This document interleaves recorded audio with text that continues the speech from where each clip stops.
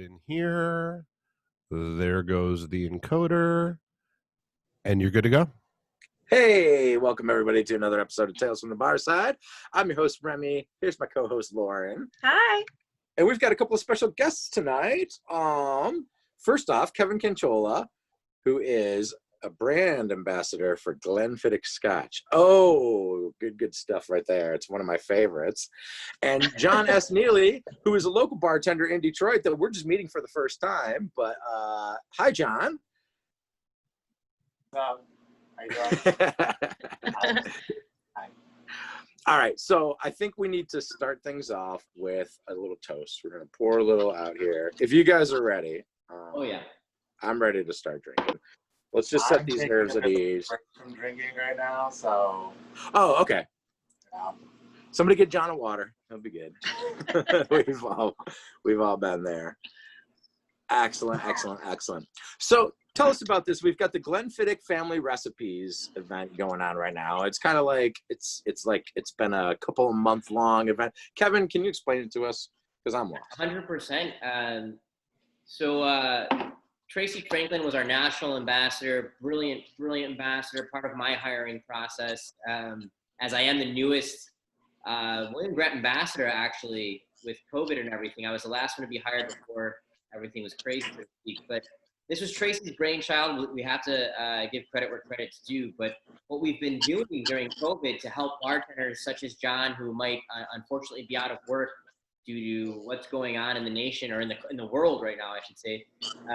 We've been trying to A, get bartenders some work while they're out of work.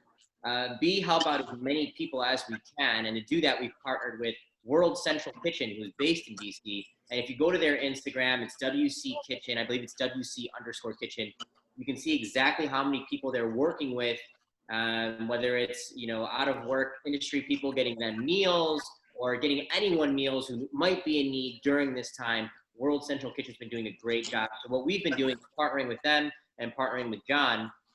And we've been having bartenders like John share their family recipe. And that's a broad general sense of the word. So William Grant & Sons, as big as they are, is a family-owned business. I mean, the distillery was built by hand by William Grant, his seven sons and 2 daughters, and 1 mason.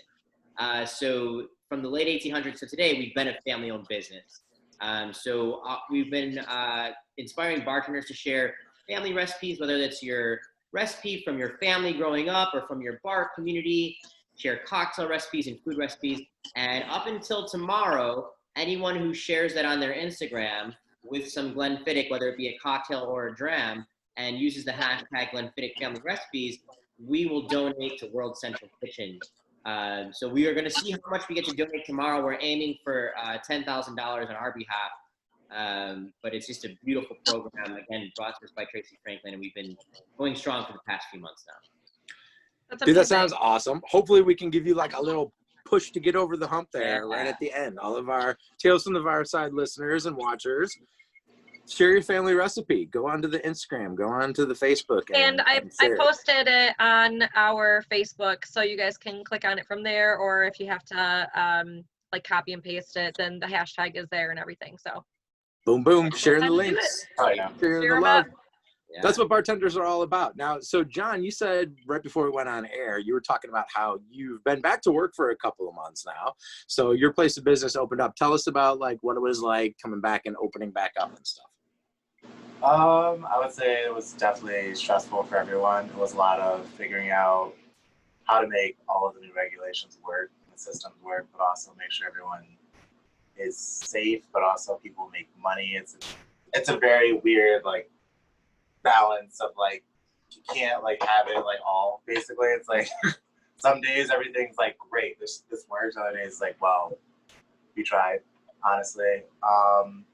The menu had to change, which was a whole another thing to come into, and it's great, brand new menu to learn, brand new food menu to learn, tight, let's do it all over again. You're up for the challenge. Down for the challenge. It was a lot easier though, since everything's more streamlined. We kind of pared back and did a lot less for the most part. Yeah. Kind of kept it a lot simpler, did a lot more simple cocktails, did a 4-course tasting menu versus like having like a ginormous amount of food for everyone to keep track of. So it's a much different beast than it was before, especially for the kitchen. Those guys are like doing it. They're probably loving it now. They don't have so many steps and processes to go through and all that. Oh yeah, it's definitely a bit more streamlined for them. They don't have as much to worry about, and they can know what they know what they are about to get into. I would say like more accurately too. Right now with like the reservations and everything, we've been trying to do mostly reservations and avoid walk-ins too, just so we can like have like the number, so we can't like fuck it up. Right, exactly. We know exactly when people are coming, so that's a really good point. I've worked at some places before that really could have done better with some streamlining. You know, they were too big, too broad, trying to do too much, trying to cater to everybody's tastes, when it's like, if you just do something streamlined really well, people will come to you for that. You know, you can offer some choices, but don't go crazy, and don't throw your kitchen staff under the bus by like making them try to do and prep. And, you know, it's just like you're working them to death for what, you know? So I think the restaurant industry, obviously, we all know, is never going to look the same, or not in a really long time is it going to ever look the same as it did pre-COVID, right? So now we come back and we open up and it looks differently, and then there's going to be more shutdowns and open ups and stuff. It's going to look really different.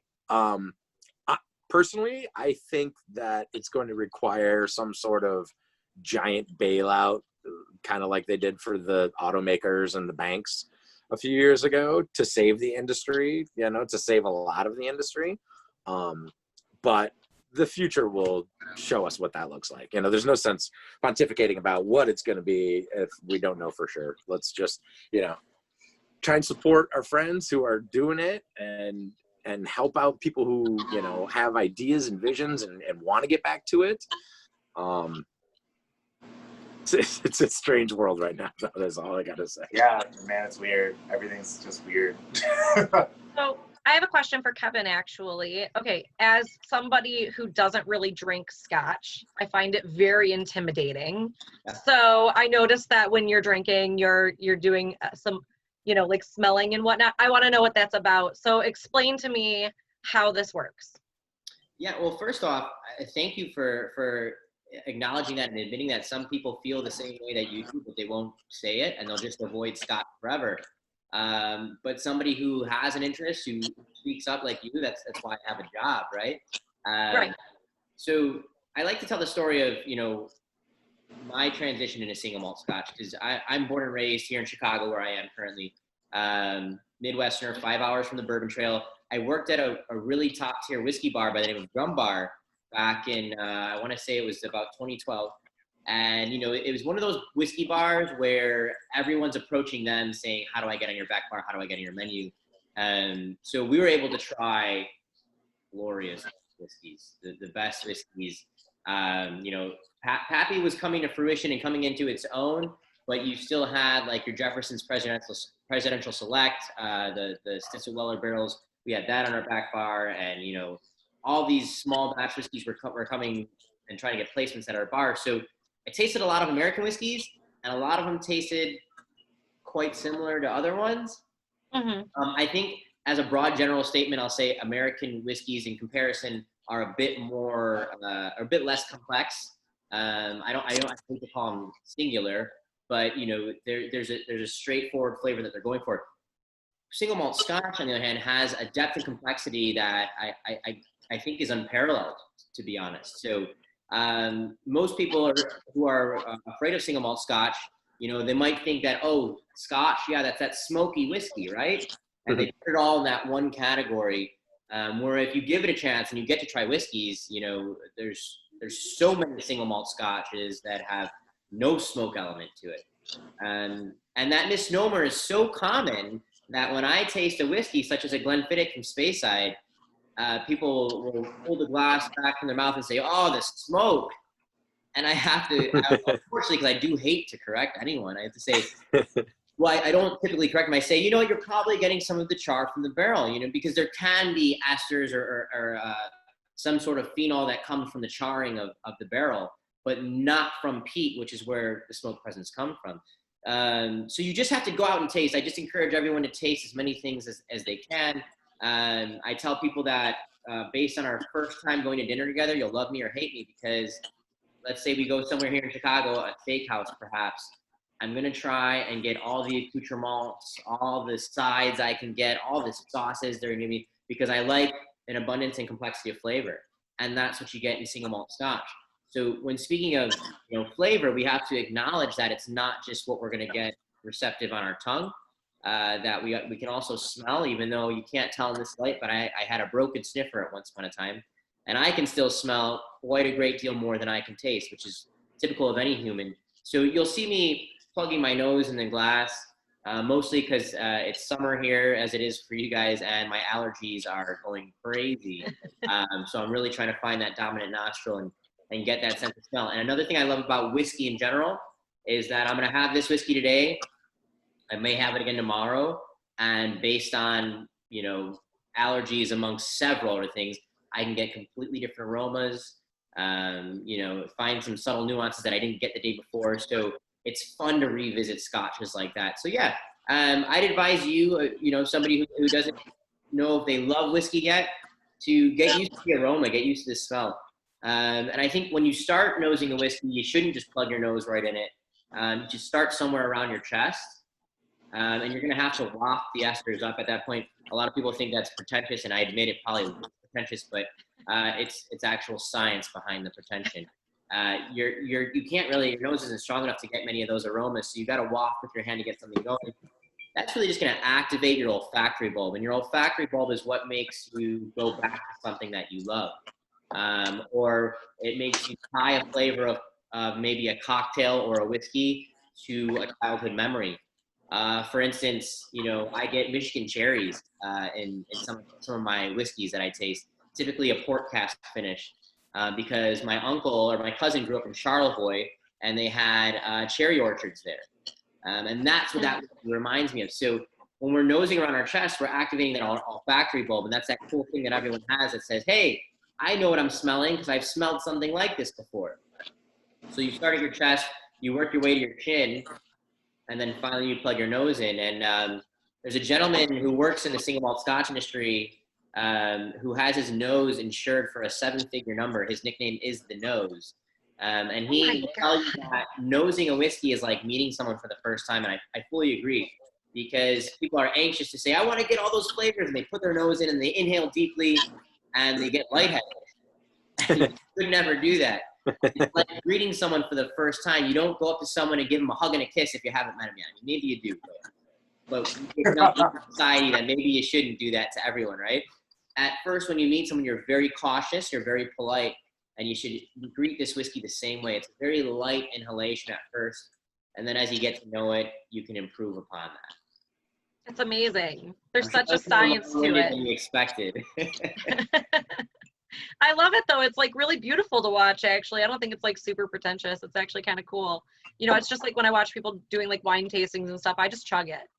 But then everyone else is sitting there, you gotta look at the legs and stuff. I'm like, all right. I mean, I'm guilty of that, right? Holding that glass up and looking for those legs, but it doesn't much mean anything to me either. But it's cool though. I like to know stuff like that, and if you're like you said, it probably changes the flavor and stuff, and just kind of like becoming familiar with a whiskey like that. That's pretty cool. There's always more flavors to unlock, and there's always that debate over, do you add ice, do you add water, do you shy away from that? Should I not do that? I don't want to ruin the whiskey you often hear.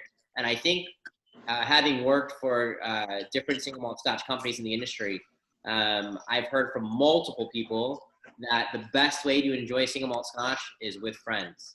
So glad to be sharing that with you all. Okay, cheers to that. I love it. There's no right and wrong way. Being a bartender for so many years, whenever you hear somebody else critiquing what somebody else is drinking, like, it's not your taste buds. Don't worry about it. Right. Oh, that man has a girly drink. What makes it girly? Because it's sweet? Because it tastes good? There's no such thing as a girly drink and a manly drink. They don't have sex. It's spirits.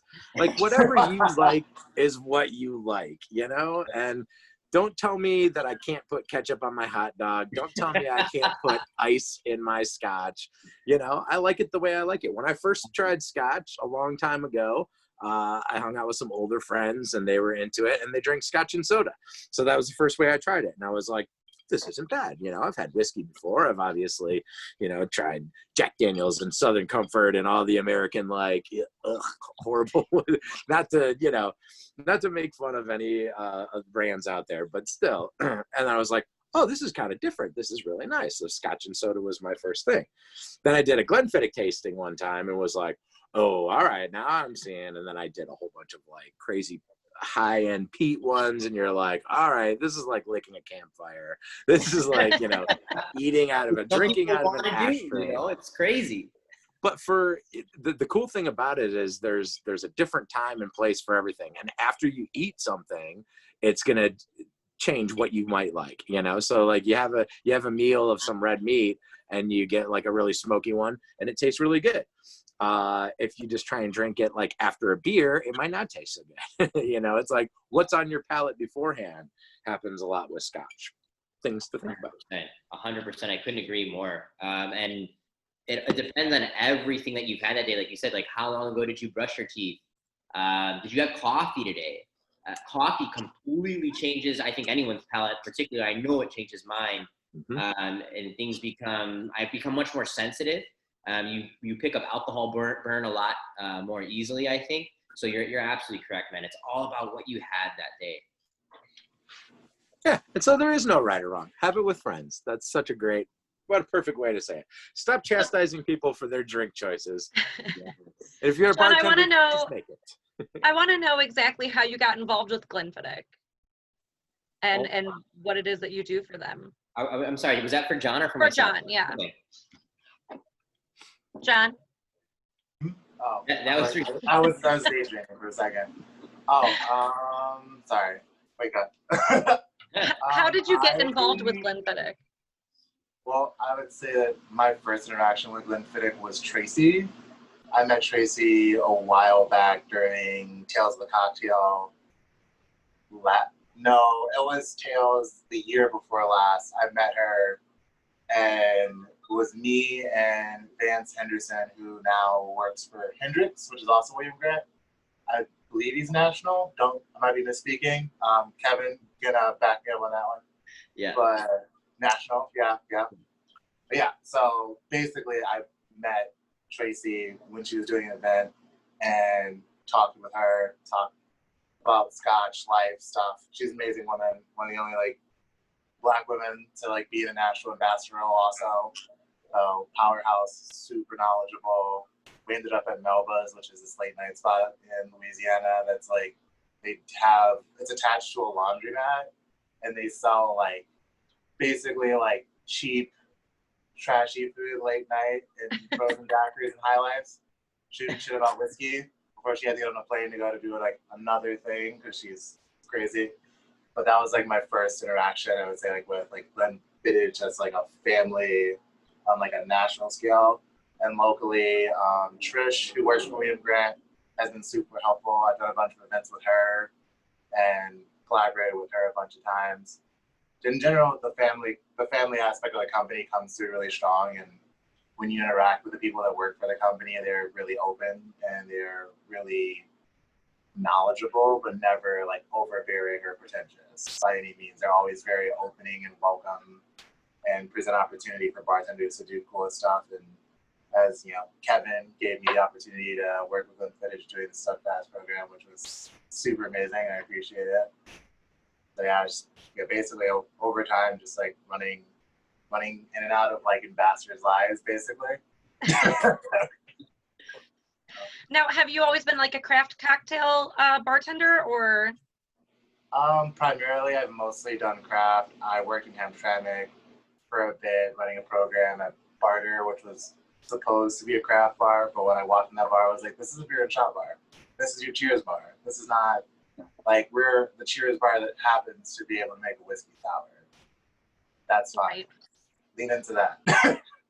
But I've got to do some more, like, divey bar work which I honestly miss right now. I miss dive bars. I miss having the ability to work at a dive bar because I would just rather. Sometimes I would just rather like pour your beer in a shot and talk to you about like life instead of having to put like a bunch of stuff in the cup. But Nice, that's perfect. And then my last question, I'm sorry, I don't mean to like take over on the questions here because I'm kind of just like, I'm so interested. Okay, so Kevin, I was wondering from you, like, were you always into craft cocktails as well, or did Scotch and whiskeys and everything come to you like over time, and how did you get into that? I wasn't born in being into craft cocktails. That's for certain. I actually, my favorite stories are hearing of everyone's similar humble beginnings. And you know, I had moved to Maryland to go to college and worked at a family-owned tiny little country inn for a while, and then moved back to Chicago, and I was a food runner at a more prominent restaurant. So it really took me about 4 or 5 years to really get into craft cocktails. And right. But yeah, eventually I found myself, you know, I worked at places in Chicago like the Pump Room that had craft cocktails from Chef Jean-Georges, amongst other really amazing mixologists throughout the years. And then I found myself at Drum Bar, and I really started coming into my own when I started working at a place, Blackpool, which is accompanied by other restaurants now, such as Bordel, which is a speakeasy, or Beatnik, Celeste. It's the same owners for that. So that owner became a good friend of mine and encouraged me to continue making cocktails. Even though the first ones I had given him were probably horrible, he still put them on the daily special menu. And really, that opportunity, that creativity, piqued my curiosity and pushed me along to here about 10 years later. It's amazing. It is, and it's so funny. Like, everybody has their own story, you know. Your humble beginnings. You start off as either a food runner, or, you know, I know some bartenders who started off as dishwashers. You know, it's just like work their way up. I was the coat check girl. Coat check girl, bar Yeah. back. You know, I don't know how many bar backs I've tried to take under my wing and just be like, look, man, if you really want to do this, you can do it. This is the way to go. You know, let me show you the way, Padawan. There's actually another John Neely that I am not related to in Detroit, and I worked with him at Wright & Company when I was like a food runner, bar back, SA. Like, he was a chef, but he's a bartender at Layla now. Ah. So for the longest time, everyone was like, "Oh, you're working at Layla." I'm like, "I'm not working at Layla. That's No. That's the other John Neely. I know it's weird. They're like, "There's 2 of you." I'm like, "Yes, 100%." My name is spelled the same. It's really weird. Ah, it's crazy. Yeah, you got to get a good nickname going or something, John. I don't know what to tell you on that one.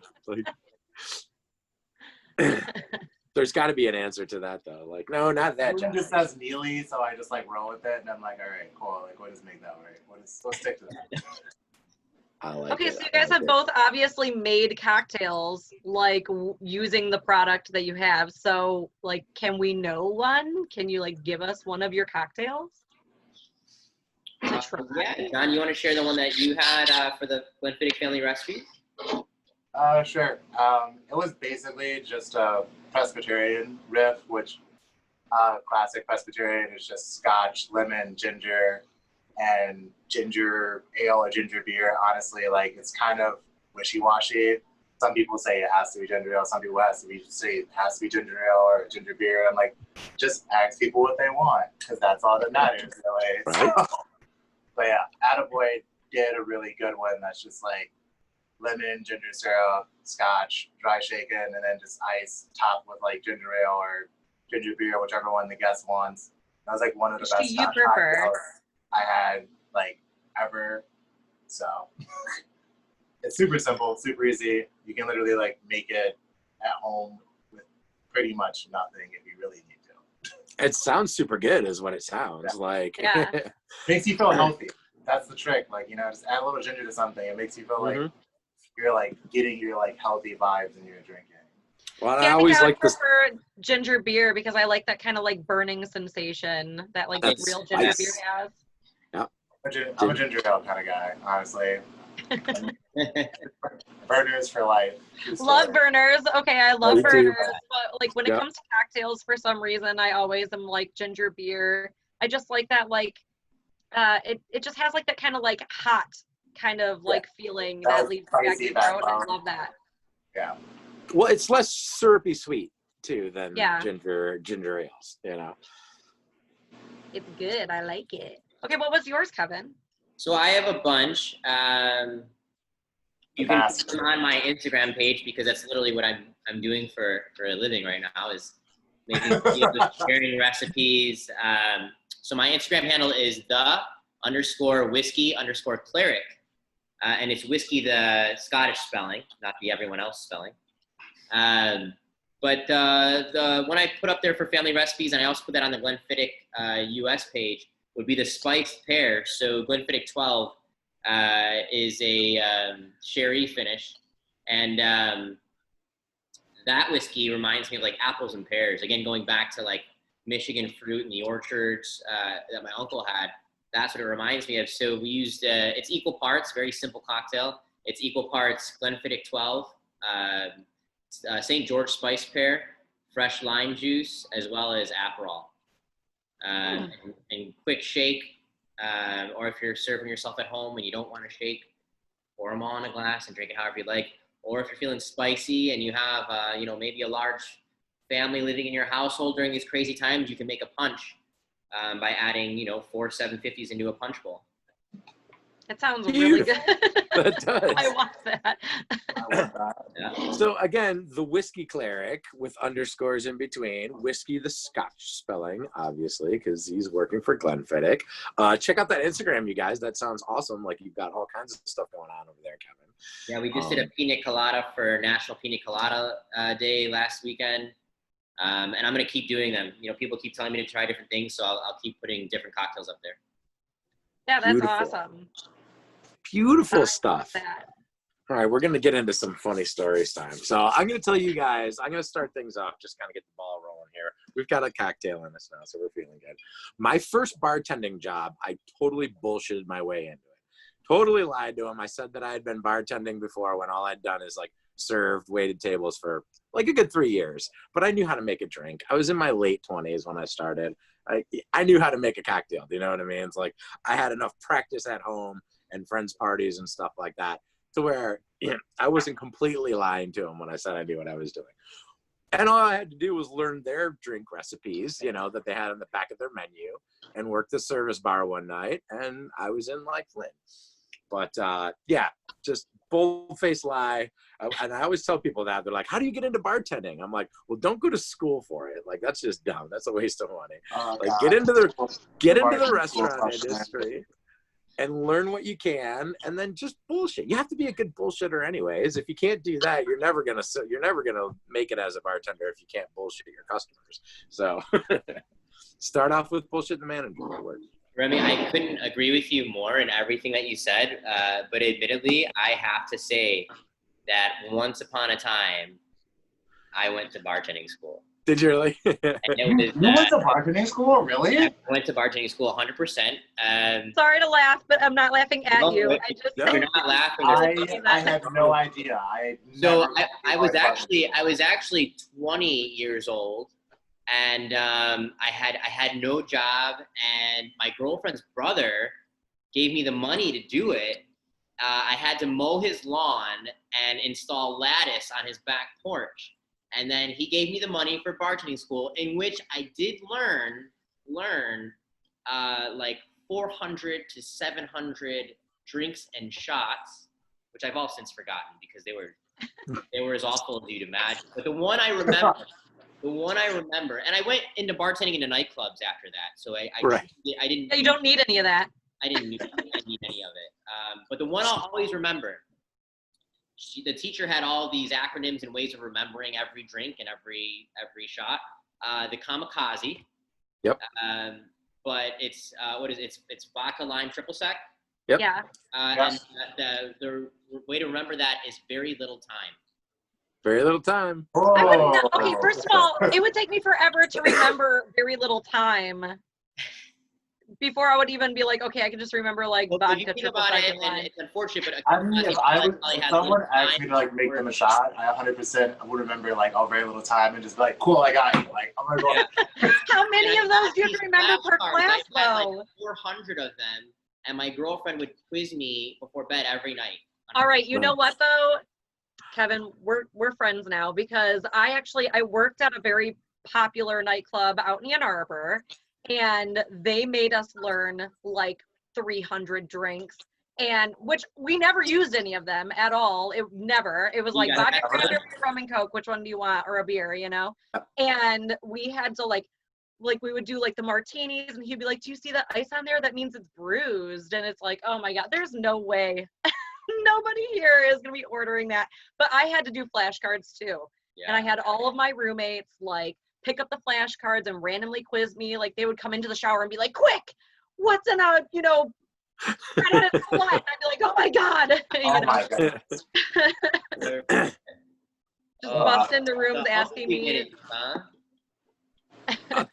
There's a million of them out there, and the beauty of the cell phone age is that as a bartender, if you don't know something that's been done by name, you can pull it up on your phone and you can make it really quick. If you're at a bar worth its salt and they've got the ingredients that you need, that's always a good one. Kamikaze was one of the first ones that I learned too. I taught myself how to do it, and the beauty of that one is that there's so many different flavored vodkas out there now that you can make a raspberry, blueberry, and orange kamikaze. Everybody's like, ooh, this is really good. What is it? And you're like, it's a simple little kamikaze, but I twisted it with something, put a splash of cranberry in it, use blue curacao instead of triple sec, and then you can make a purple one, and it's like, oh, look at the fancy color. It's so awesome. It changed the Little color. bartender secrets like that, It's like, It's so bad. I mean, I remember it probably took 3 years of me selling Stoli surprises to figure out that it wasn't just me grabbing random flavors of Stoli and being like, surprise! Somebody actually had to like tell me what was in it, and I was like, I'm sorry, I didn't know that. But no one ever brought them back. They weren't like mad about it. They would get them every week. Once they're happy. So honestly, Right.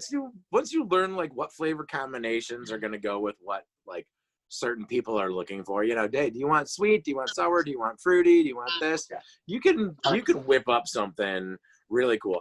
What I used to love to do was as soon as I'd work at a place that had drambuie, I would start serving rusty nails, because people who don't really like scotch like rusty nails, and they're they don't know about scotch because they've never been introduced to it, but you add that sweet drambuie to it and they're like, this is really good. I'm like, yeah, rusty nail, classic. It's good for a reason. See, I'm always really intimidated to try, like, okay, I go to a lot of like craft bars and I always end up getting like the fruitiest thing that's on there, or like I'll ask them like, what do most of the girls drink? That's what I want. I'm so intimidated to even try a drink that would be like, it's hard. So are there any like classic drinks that you would be like, okay, if you're a first time Glen drinker, this is a good one to go with? Yeah, I mean, the easy answer there is a modern classic, the penicillin. that's it. I was gonna say the same thing. Yeah, it's a ginger syrup. It's not ginger beer. It's a honey ginger syrup. I know you like the ginger beer, but it's just a sour. It's a standard sour with a honey ginger syrup, with your scotch, a little bit of a smoky scotch float, and it's good. It's well balanced. And I think what people need to understand, and don't be afraid of cocktails or to try different things, is that you're gonna tend to lean more towards balanced cocktails. So if you're in a good bar, their cocktails are probably all balanced. The only thing you really need to decipher is it going to be a sour or is it going to be a spirit-based cocktail? I don't think you're going to see too many flips, but maybe an egg white. But once you find out those two things, your boozy stirred may be for you or not for you, and your sour the same exact thing. But a penicillin is what I tell you for sure. Okay, I'll have to try it. 100%. I used to drink sweet drinks all the time too for a long time, so I just think your palate changes over time too. Like I used to always get Knickerbockers, which literally my bartenders that I was barbacking for hated. Like we hated making them. because it was just like this incredibly obnoxiously sweet concoction that had like all the touches in the world. At the end of the night, he's like, really? You got done, you really are acting. All right, I'll do it. You must have been a good barback. Yeah, touch and go. I have my days, 100%. You know, We all have our days, you know. It's like even the most upbeat, jovial, life is great, you know, server bartender is gonna come in like, fuck this shit today. I finally stopped breaking shit. I am not having it today. I used to break. Everybody's got a day, right? Oh my goodness. It's the beauty of our industry is, you know, we pick each other up. I always try to do that. You know, somebody comes in and they're bitching up the storm and they're complaining about this and complaining about that, and you haven't even opened the doors yet. And it's like, hey, somebody needs a joke. Somebody needs to pick me up. You know, whatever it is, let's turn that frown upside down. You're not going to be a bummer all night long, are you? Yeah. Right. 100%. Because, you know, at the end of the day, if you're not having a good time, your guests definitely aren't having a good time with you. I know we've all been waited on by somebody who didn't want to be there, and it's like, oh, it just feels uncomfortable. You can just feel the energy. They're just like, it's fuming off of them. They're just not talking about it. Do you need to go home? Are you allowed to drink on the job? Can I buy you a shot? Yeah, that is me 100%. I'm like, do you want to do a shot? Like, I mean, cures what ails you sometimes. So when you're talking to a bar about carrying your products, what do you tell them is like what will set it apart from other similar products? Yeah, so Glenfiddich, I mean, aside from having the largest whiskey stocks in the industry, we've got more whiskey than anyone else. And I've admired that when I wasn't with the brand, because what that essentially means is that Brian Kinsman, our head distiller, has so much whiskey that if he has a dream one night and thinks it's really cool, he can wake up the next day and start making that whiskey. So we've done things like the experimental series with like Fire and Cane, where we wanted to play around with a little bit of peat with Speyside whiskeys. We've aged our own rum just to use the cask to put Scotch in it afterwards. We were the only Scotch brand to use a local IPA cask or work with a cask that held IPA in it. So I think that as far as versatility and complexity is concerned, I think Glenfiddich is ahead of the game. I mean, Glenfiddich was, after all, the first single malt ever. Isn't Glenfiddich the only brand to do a Grand Cru collaboration too? I haven't.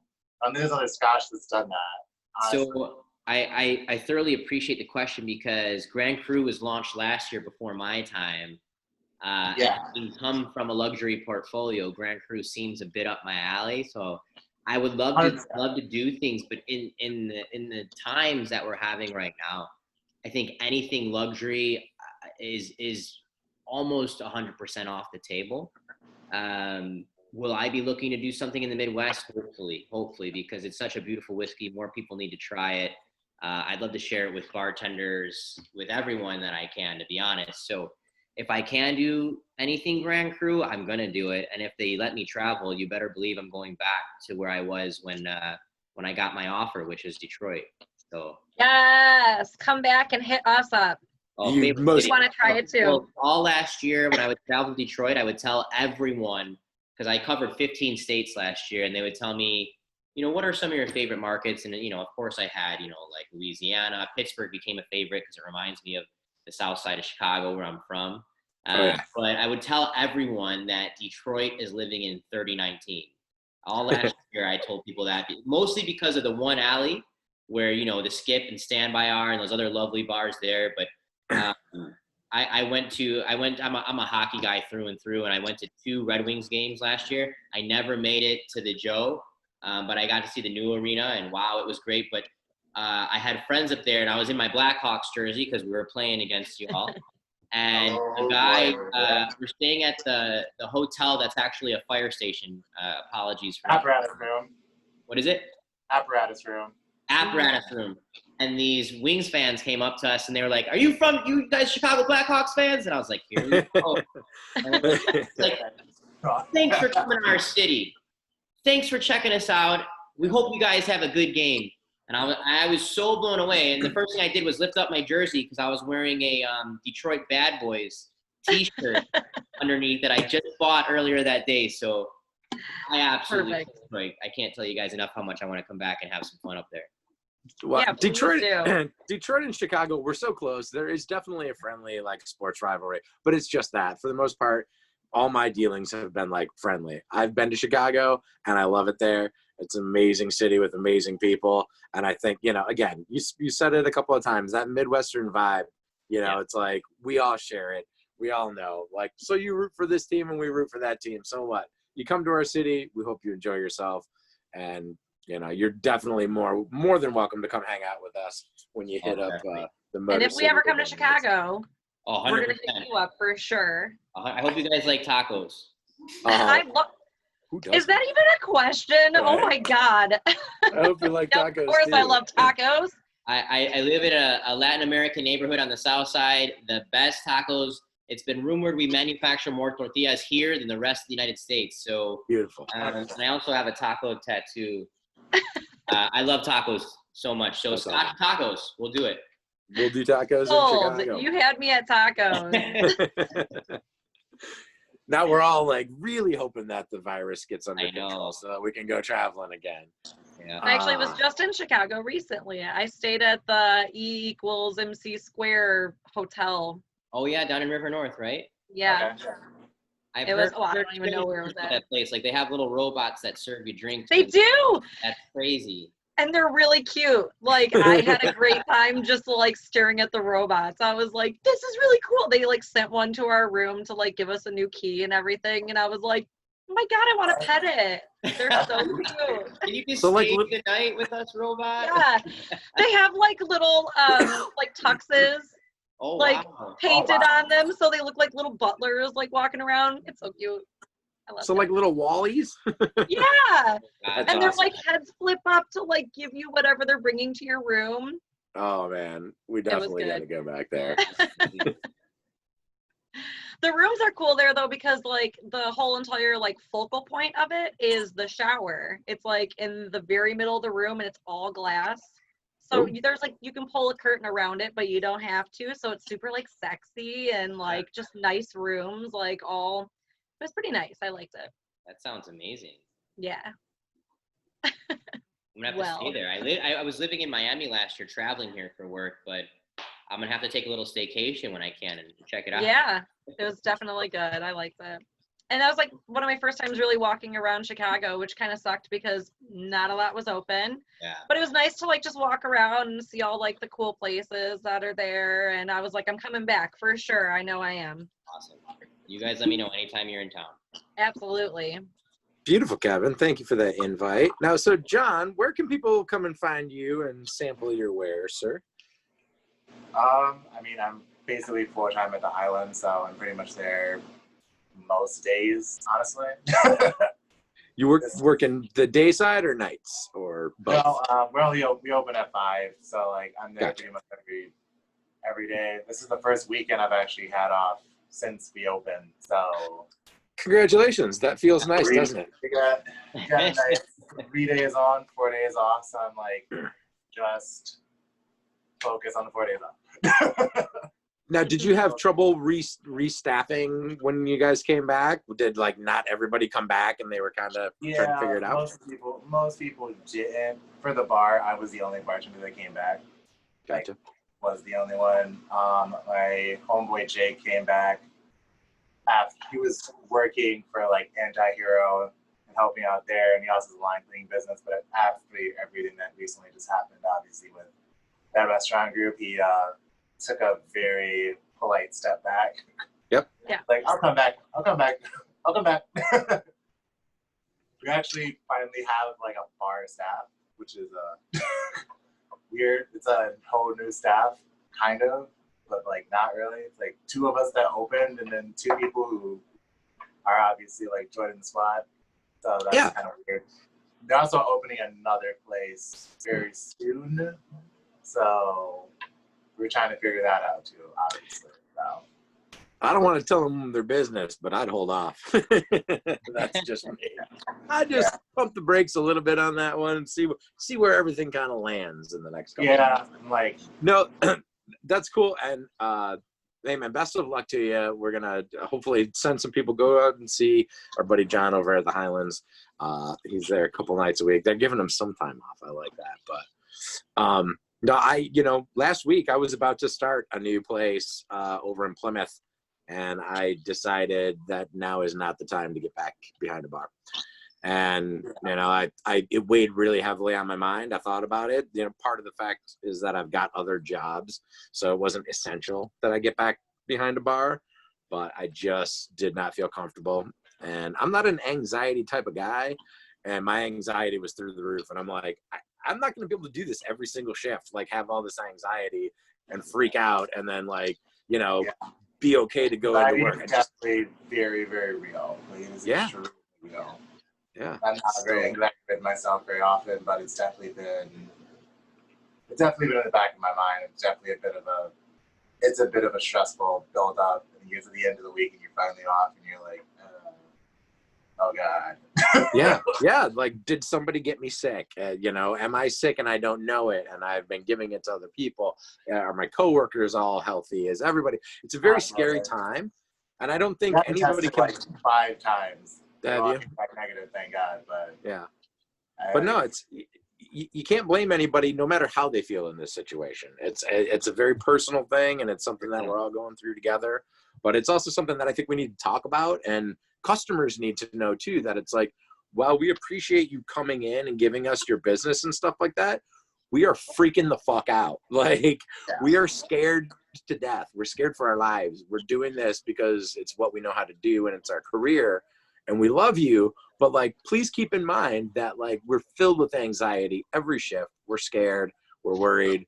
Do everything you can to try and keep your servers and bartenders safe if you're going out and dining out in the general public.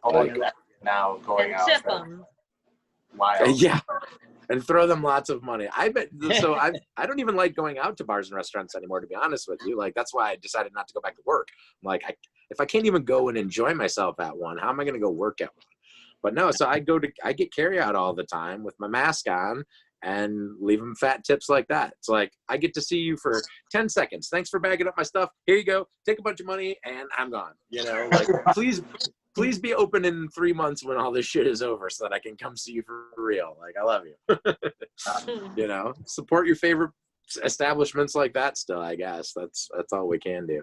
Yeah, the cocktails to go situation helped out a lot too. A lot of people are taking advantage of that as a means to just obviously like stay afloat, but just to like make contact the least as possible. If like people want to, support their favorite bar or restaurant, just like come grab some drinks to go and just, leave a fat tip.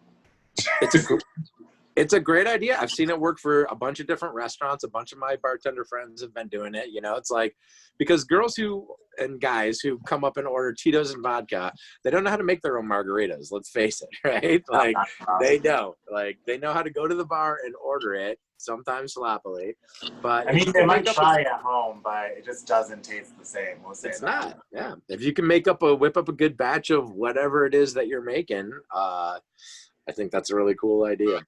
But now everyone's been drinking at home and drinking like 3 ounces to 10 ounces at a time. And they're going to go into every single bar and be like, this tastes like juice. Every time. Everybody's building up a COVID tolerance. Is that what you're saying? Yeah, Yeah. absolutely. People are drinking more and like drinking longer and just they're not hitting the wall as fast anymore. It's wild. Like, true. Like, our own cash drink bourbon, and literally I saw a dude, like, I saw like fucking 4 tickets in less than an hour, and I was like, you just have 4 cash drinks old fashions and you're not dead yet. Okay, cool, tight. Like, okay, worried.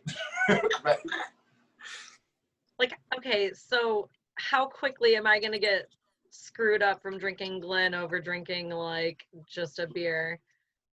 So it's probably going to be like, I drink one glass and I'm like buzzed. Where if I drink anything else, I'm like, I can drink this all night. I can have 4 bottles of wine and I'll be perfectly fine. This like tastes so strong. Considerably a lower ABV, but in the realm of hard booze, Glenfiddich I'd say is a very moderate ABV, 40%. I mean, Really? you think of cognac. Cognac has to be 40%. Vodka's 40%. Alcohol has to be 40% ABV, and it goes higher than that with your cask strength whiskeys and other booze.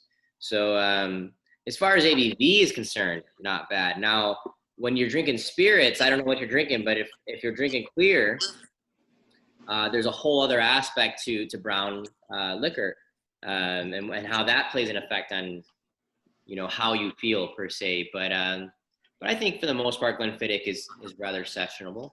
But always make a note of what you're mixing with. If you're having cocktails, it's going to be different than when you're drinking it neat. And it actually took me a trip to Scotland to realize that. My first trip to Scotland was in 2017, and we were sampling different distilleries, different whiskeys, and I did the math, and I'm like, you know what? If I was back home and I drank this much, I don't think I'd be feeling this good. And I was like, do I have like Scottish power right now? And the simple answer was I was just drinking, you know, neat pours, so I was better off. Yeah, it affects different people different ways, though. Like, I had my first one with a handful of cubes in it, and so it watered it down and melted it down, and it was nice and easy. Well. Yeah, nice and easy to sip. And then once all the ice was gone, then I poured myself a straight dram, and you know, to finish it off. Because that's how I like to drink my scotch. Ease your way into it, and then let the floodgates open. Exactly. Oh boy. Well, listen, guys, we're just about out of time here. I wanted to give a big shout out and a thank you to Susan Friedman for who set the whole thing up. She reached out to me last week and said, you know, I've got a really cool thing that I want to talk to you about. I'm like, I'm all ears. Let's go. John Neely and Thanks, Kevin Cantola. It was an absolute pleasure to meet you guys. Thank you so much for all the wisdom and knowledge that you spit on us. And like, we're definitely going to come and see you in Chicago. That's just happening, Yes, Kevin. I know it. Why don't you John, give we're us, definitely going to come see you at the Highlands sometime. why don't you go ahead and give us the hashtags and everything too one more time so everyone can know what to do? Sure. So if you're uploading a family recipe of Glenfiddich in a cocktail or dram with food, hashtag Glenfiddich family recipes, tag myself, _whiskey_cleric, and please tag Glenfiddich US as well as WC Kitchen. I know that's a lot. So if you just tag me, I'll do the rest. But Glenfiddich family recipes, that's the hashtag. Perfect. And that one is already up on the Tales from the Barside page. It is, and I'll do it again in a little bit just so that way everyone has it right at the top. And then also, if you guys have any stories for us that you would like to share that we can tell on the air about your time working in the service industry or just hanging out with people in the service industry, send us an email at barsidetales@gmail.com. We love you guys all so much. John, Kevin, it was great to meet you. Thank you guys We're gonna again for hang coming out on. and have you back on again sometime. To the rest of everybody, we'll see you next week. Cheers. Bye. Cheers.